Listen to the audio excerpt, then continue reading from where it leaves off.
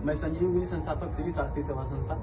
मैं वर्तमान समय में तहसील परिसर रसना में आमरण अनशन कर रहा हूँ पिछले 36 घंटे से। ये अनशन इसलिए शुरू हुआ है कि एक गरीब विधवा महिला से 10,000 रुपये की रिश्वत मांगी जा रही थी लेखपाल लाल साहब प्रजापति द्वारा, और इसका विरोध करने पे मुझे पूरे सुनियोजित तरीके से लामबंद होकर के और मेरे ऊपर जानलेवा हमला किया गया। मामला ये था कि तारीबड़ा गांव निवासी सीमा सिंह, जिनके पति रविंद्र सिंह जी का सड़क दुर्घटना नागपुर में 22 अगस्त को देहांत हो गया था, और उन्होंने अपना किसान दुर्घटना बीमा में आवेदन किया था, जिसकी पूरे दस्तावेज जो भी कागजात थे वो लेखपाल को 25 अक्टूबर को उपलब्ध करा दिए गए थे। लेखपाल हमेशा आते जाते थे उनके यहाँ, हमेशा जब भी उनसे अपडेट मांगा जाता था कि इस पे क्या कार्रवाई हो रही है सीमा सिंह के द्वारा, तो ये उनसे खर्चे की बात करते थे। घर पे जा करके हमेशा 10,000 रुपये की मांग करते थे।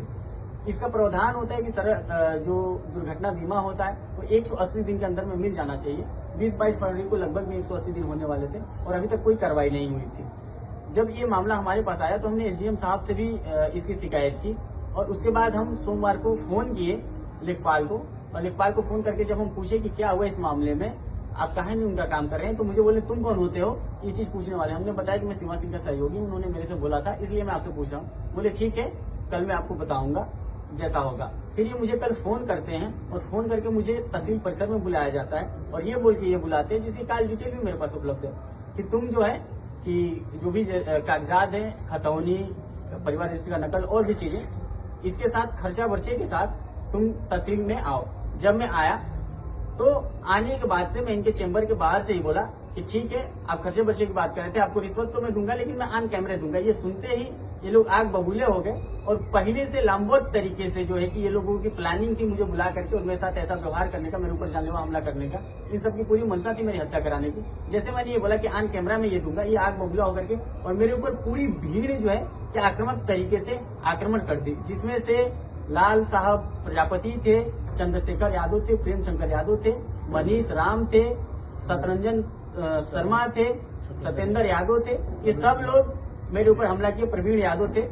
जब मैं बताया, जब ये लोग मेरे ऊपर हमला किए, गाली गलौज करने लगे, तो मैंने बताया कि मैं इसकी शिकायत, आप मेरे साथ गलत व्यवहार कर रहे हैं, मैं इसकी शिकायत माननीय मुख्यमंत्री जी से करूंगा।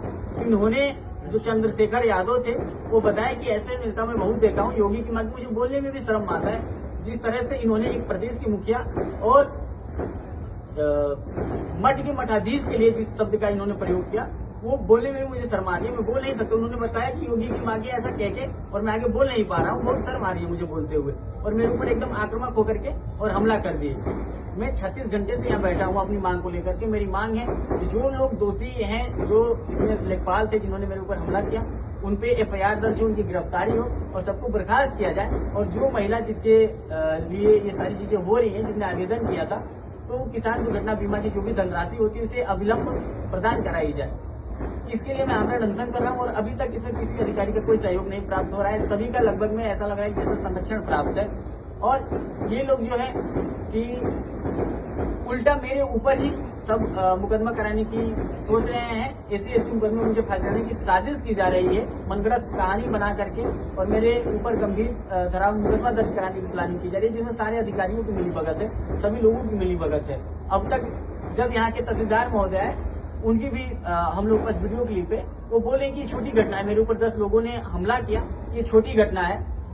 किसी विधवा महिला से 10,000 रुपए की मांग की जा रही है, ये छोटी घटना है। तो इनका कहना है कि ये छोटी घटना है। अब तक किसी भी अधिकारी का कोई जो है कि ऐसा मेरे फेवर में कार्रवाई नहीं हुआ है, हमारे फेवर में कार्रवाई नहीं हुआ है, जिससे उन दोषियों को सजा मिल सके और उनका जो मनोबल बढ़ा हुआ है, जो गुंडाराज चल रहा है, वो कम हो जाए। शासन प्रशासन का किसी भी तरह के इनमें कोई डर नहीं है। ये मामले की जानकारी लगभग सभी उच्च अधिकारियों को है, लेकिन अभी तक किसी ने कोई कार्रवाई नहीं की है। चाहे वो रसना SDM हो, चाहे वो रसना कोतवाल हो, चाहे रसना CO हो, या फिर जिले के कप्तान हो, सबको जो है कि जानकारी है, जिले के ADM को भी जानकारी है, लेकिन कभी अभी तक उन्होंने कोई भी ऐसी कार्रवाई नहीं की जो हमें संतुष्ट कर सके या फिर जो हमारी मांगों को पूर्ण करती है।